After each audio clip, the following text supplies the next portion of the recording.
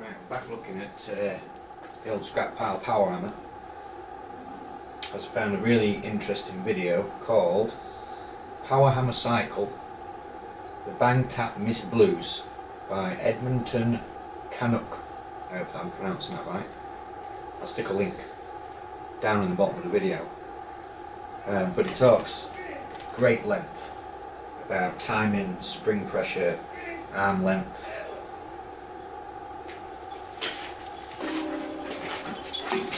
Hello, Scrappy Dog. Hello, Scrappy Dog. Right, start again. Totally lost train of thought now. Hit, miss, tap, bang. There we go. So, talks great length. About length of these link arms, the relationship between that, timing of your crank, spring pressure, and how the effects of that is all linked to the timing. And then he shows how he's set up for timing and things like that. But we're better set up with slow motion cameras nowadays. So I've filmed a bit of slow motion, and yeah, it performs terrible when you actually look at it. So we're in the process of rebuilding two other power hammers, but because this one is still kind of being used until they take over, it's a bit annoying that it doesn't hit as hard as it should do, with it being £100 and £96 for being pedantic. So the plan is strip all this bottom die out of the way, give us some space. We're going to shorten these links, which fortunately we made them threaded so we could adjust that anyway. So we're going to shorten the links down to basically as short as I can possibly get them. In doing so, that's going to way over tension these two springs that are in here, so I'm going to take one of those out, and then perhaps to give a bit more clearance between here, which you'll notice in the slow motion, which I shall insert whilst we're doing this, that what we're actually aiming for is max spring compression between 12 and 1 o'clock. We're aiming for perfect power contact is between sort of 5 and 6 o'clock. And at the minute, as you speed it up at slow motion, it runs about half power, it runs like it should, and you can see it's making a complete mess of the wood. When you start actually building some power and building some speed up to about 180 beats per minute, which is what it's geared for, you see the timing actually starts to shift round, and it's hitting between sort of 7 and 9 o'clock, and then when it gets really bad, it's going out of keelty, and it's actually doing a double strike, and that's when you're hitting that bit on the top. No amount of spring pressure is going to change that, because everything else is completely out of whack. So strip all this out, take that out of the way, take springs out of the road, and then probably going to warm these two arms up, and I'm going to bend them down and drop them, and hopefully that should give us some more spacing between here and this spring carrier. And then by bringing them in, I'll be able to put slacker spring in, which means I should be able to make the most of the travel of the spring and the spring pressure that we've got. So that's the plan. Hopefully it works. We won't know until later.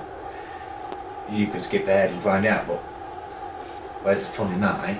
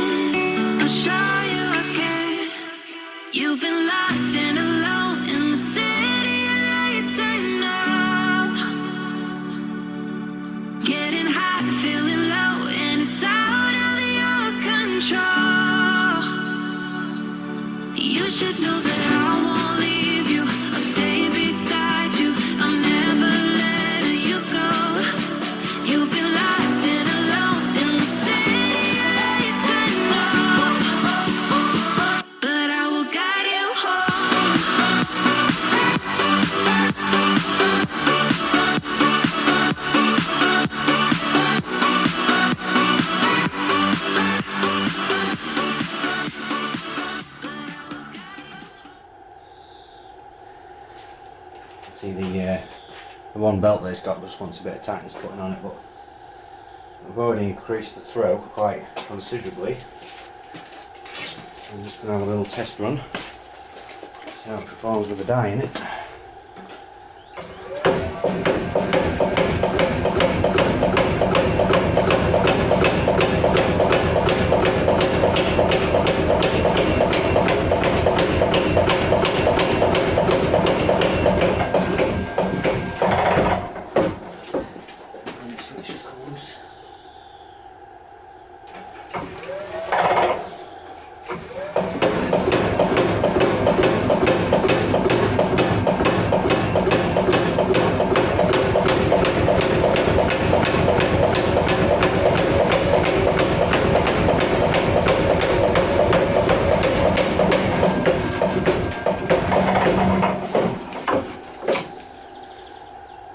Out of that quite quickly. Right, let's see if I can get a slow-mo version of that, shall we?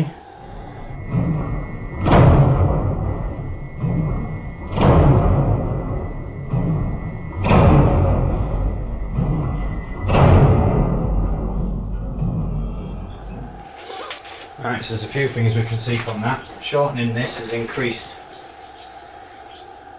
taken some of this sway out of here, which allows it to pull more on the arms, which in turn works the spring further. We've lost the spring, put one spring in it, but I've had to put that much preload in it to get it to here.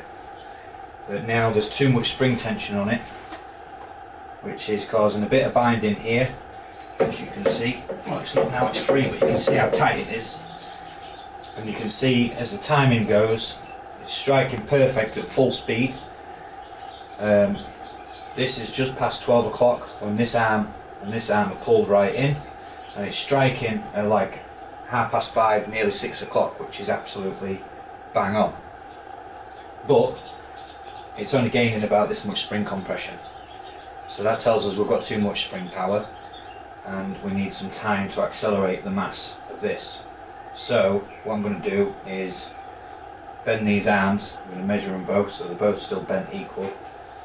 And then I might just try warming it up while it's got the spring pressure behind it, and just let it go a little bit and then go the other side a little bit, and we'll just see what the difference it makes as we go.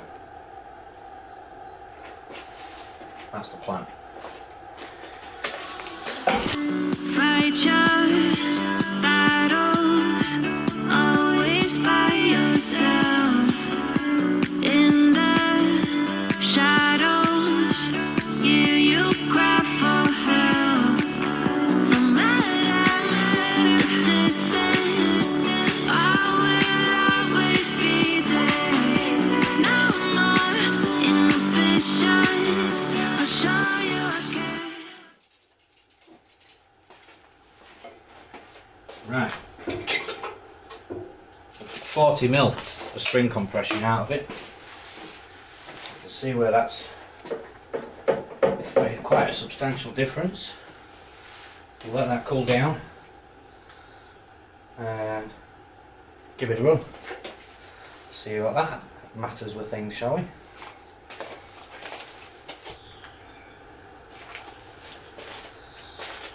Right, wood test then. So we've lost 40 mil of travel. My downside is now this is my resting height on the die, and without chopping some more off here, I already took the packers out. So we are 40 mil lower on this bottom die. Because originally, because we didn't build a kingpin style top into it, what we've actually done is the opposite way around, because it was easier at the time. So we've got 20 mil wedge plates, and then that's a big top, so you can take the die up and down 40 mil. I know it's not 4 or 5 inches, but at the time it was just what worked and seems to work. So let's see how it reacts. It could already do with being another ½ inch lower than what we're at now. So hopefully we should have some of that slow speed control back, because the spring's not binding it up anymore. So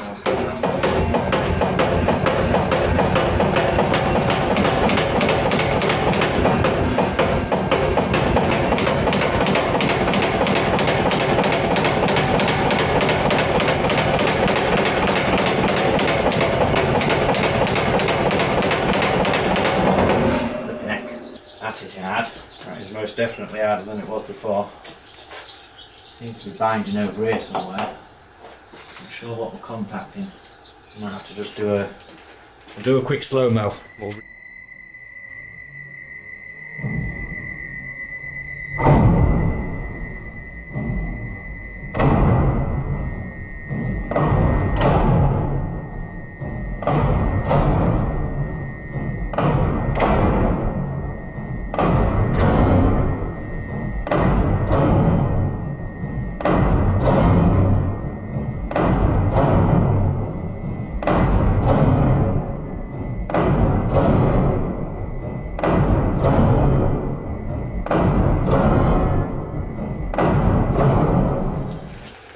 Right then, in this slow-mo footage we can see what's going on, so we've still got good timing. It's striking at pretty much bang on 6 o'clock. It's making max stroke at the top at 12 to 1 o'clock. And it's using more spring than it was before, and the throw's already increased, and it absolutely mullers the piece of wood. But you can see here, which I'll come back to this view, on here, you can see that this pin is connecting on the back of it, because the original design, there's some steel stuck out on the back, so what I'm going to do is make some relief for this, so that this arm can carry on pivoting upwards, hopefully build us even more spring power, we hope. But of course, I didn't make it easily accessible, did I? So inventive grinding is required. You should know that I won't leave you. I'll stay beside you. I'll never let you go. You've been lost and alone in the city late at night, but I will guide you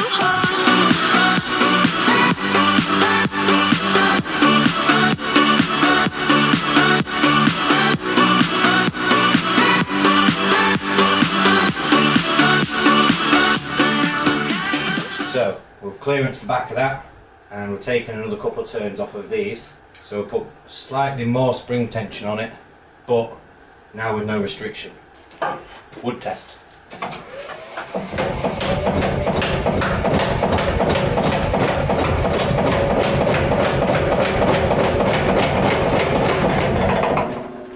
It's not hitting that thing now. It's not hitting the thing, and that just mullered the crap out of that. Still binding a little bit, look. Yeah, but that'll work Right. itself in. Now we shall do a slow-mo.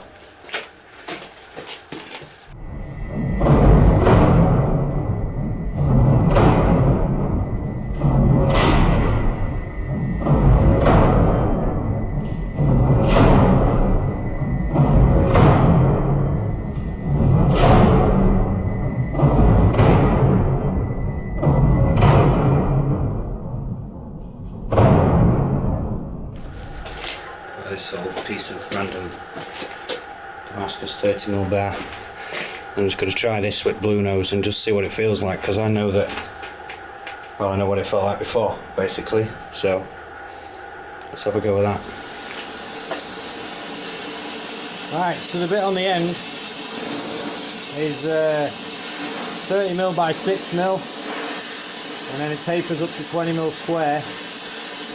We've got an idea of what size material we're working with here, and this is spring steel. I don't know what spring steel.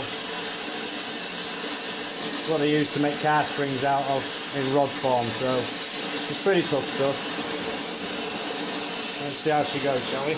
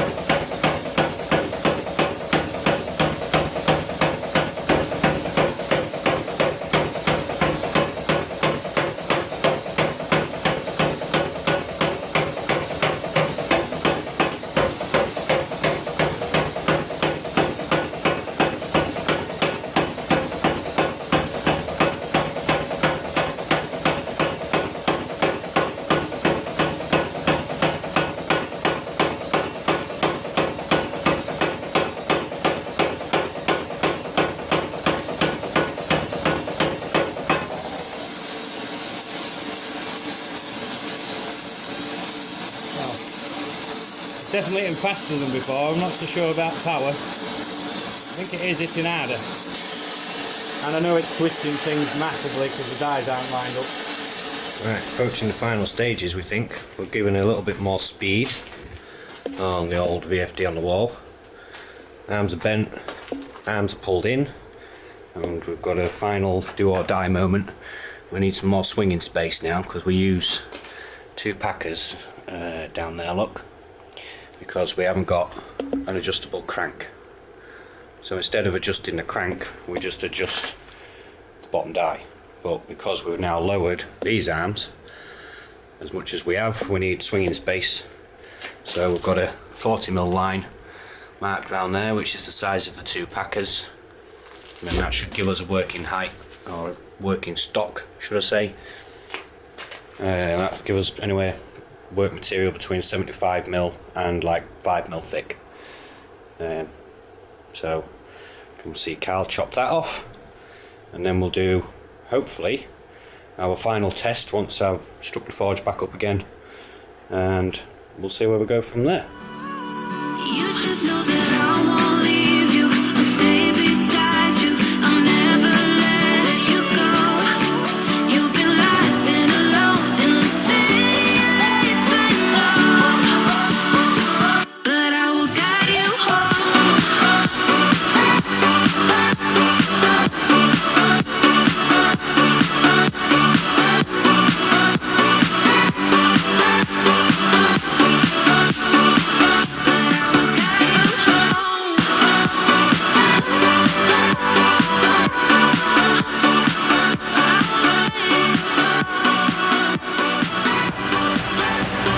So, final iteration, we'll come up with bent arm, shortened stops, increased speed, lowered die, and last time we took approximately 30mm of 25mm square.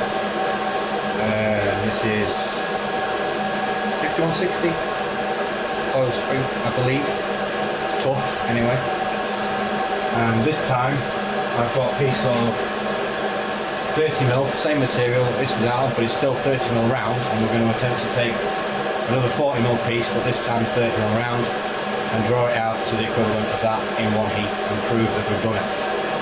Fingers crossed, this is the last time. So I've got a little bit of slow-mo that I'll show you before we do this, and show you the crank timing and everything, and how we've improved all of that. And we're going to draw this out, splatter away, and we'll see you in the next video another time.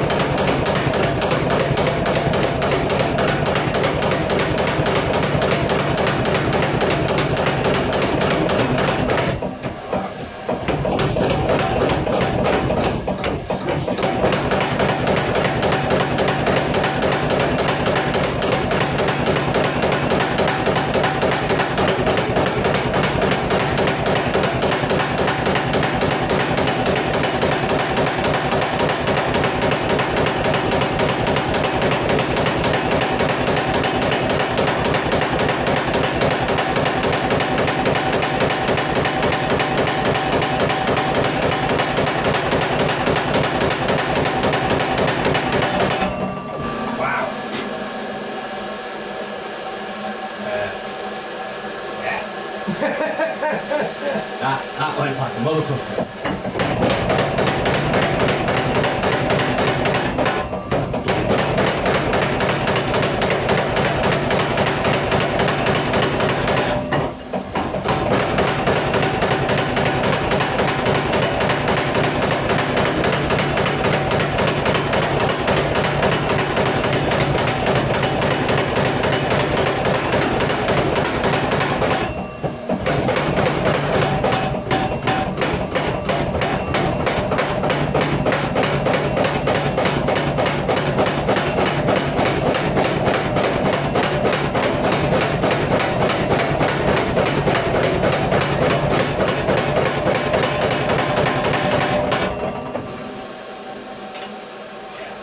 not hitting quite straight.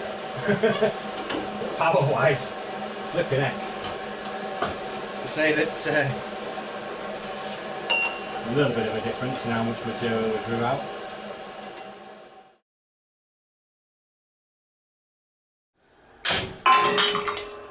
I feel like during that bit there should be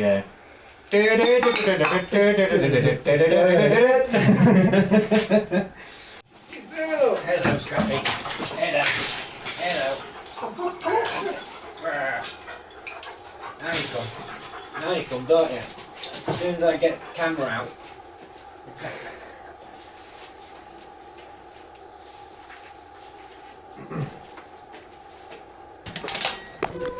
Whoops. Didn't really want to do that. Still see me? You can still see me, can't you?